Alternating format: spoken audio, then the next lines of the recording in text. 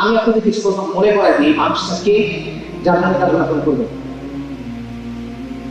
সহিহ বুখারীর হাদিস, ইয়াউমুল কিয়ামা মানুষ যদি পেরেশান হয়ে আছে, তারা পেরেশান হয়ে একজনের কাছে যাচ্ছে যে আল্লাহর কাছে আমার জন্য শাফাআত করেন, সুপারিশ করেন।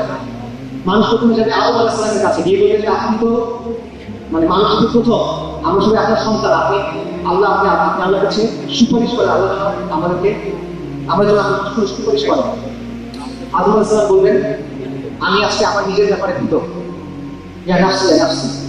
এভাবে মানুষ নূহ আলাইহিস সালামের কাছে যাবে, ইব্রাহিমের কাছে যাবে, মূসার কাছে যাবে, ঈসার কাছে যাবে, আলাইহিস সালাম।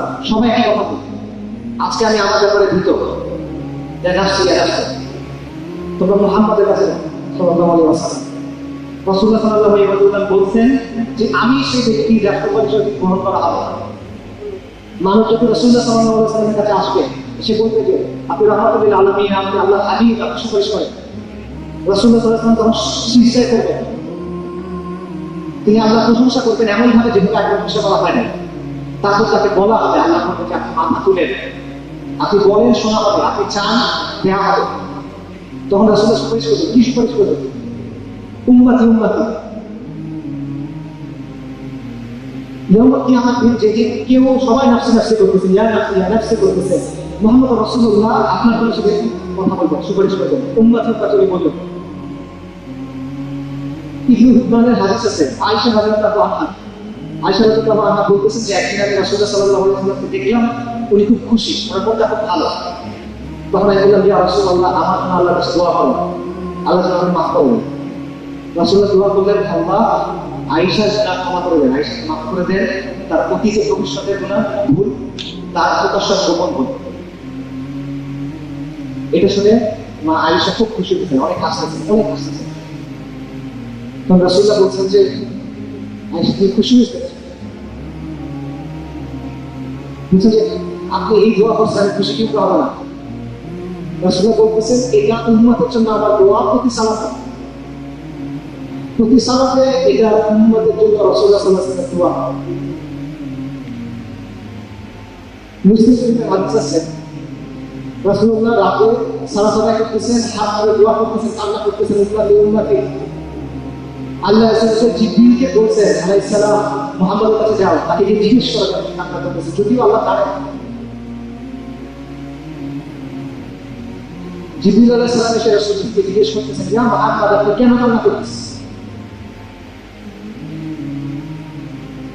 রাসূলুল্লাহ বলছেন, আমার উম্মতের জন্য কান্না করতেছি। আল্লাহ বলছেন জিবরিল আলাইহিস সালামকে, তুমি মুহাম্মদকে বলো সাল্লাল্লাহু আলাইহি ওয়াসাল্লাম, আপনার উম্মতের ব্যাপারে আমি আপনাকে খুশি করব, আপনাকে কষ্ট দিব। এটা আপনার রাসূল খুবাইব রাদিয়াল্লাহু আনহু, তাকে মুশরিকরা ধরছে, কুরাইশরা তাকে ধরছে, মক্কার মধ্যে নির্যাতন করতেছে, তাকে মেরে ফেলবে, ওনার মৃত্যু নিশ্চিত। তাকে কুরাইশ এসে জিজ্ঞেস করতেছে, খুবাইব ভালো হতো না যদি মুহাম্মদ তোমার জায়গায় থাকতো, আর তুমি তোমার বাসায় থাকতা, তোমার টাকি শেষে আরামেশ করতা। খুবাইব রাদিয়াল্লাহু আনহু বলছেন, আল্লাহর কসম, রাসূলুল্লাহ সাল্লাল্লাহু আলাইহি ওয়াসাল্লামের পায়ে একটা টাকা ফুটতো, এটা চেয়ে আমার এখান থেকে আমার কাছে কেউ।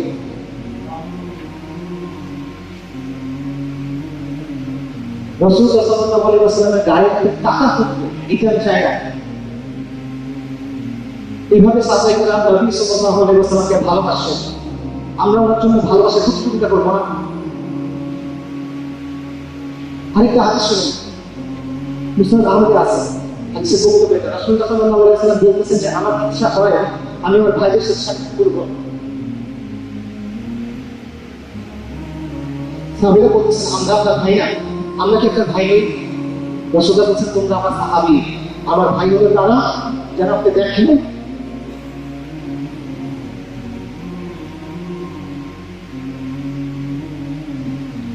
আমার ভাই হলো তারা যারা আমাকে দেখি নাই, কিন্তু তারা আমার পরিবার আছে।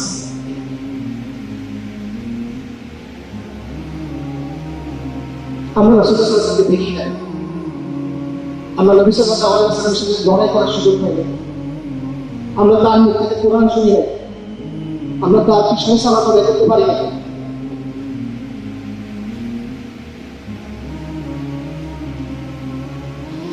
আমরা শুধু শুনছি, কিন্তু আমরা অনেকে এইভাবে আঘাত করছি।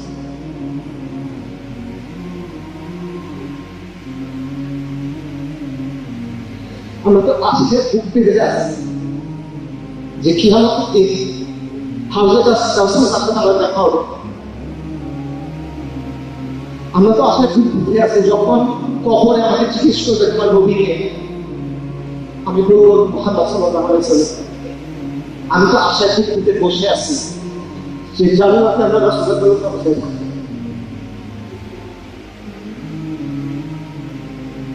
এই মানুষের জন্য করবেন আল্লাহ আল হাশির আল আকিব আল নবীর রাহমা আল নবীর মারহাবা সাইয়্যিদুল মুরসালিন খাতামুন নবিয়্যিন as-সাদিক আল-আমিন মুহাম্মদ সাল্লাল্লাহু আলাইহি ওয়াসাল্লাম।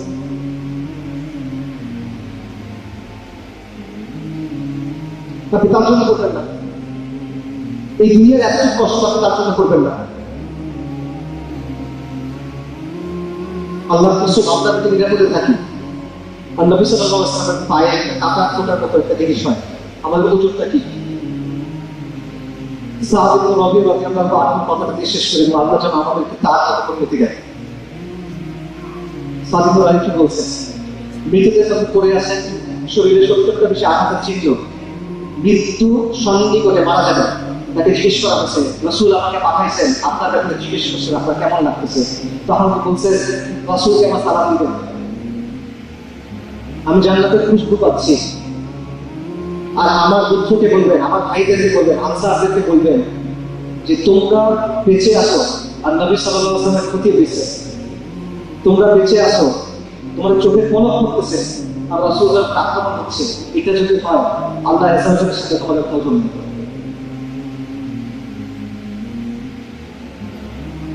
এটা আপনি বক্তব্য আমাদের কোনো জমি আল্লাহ আছে। আল্লাহ সালাম আলাইকুম।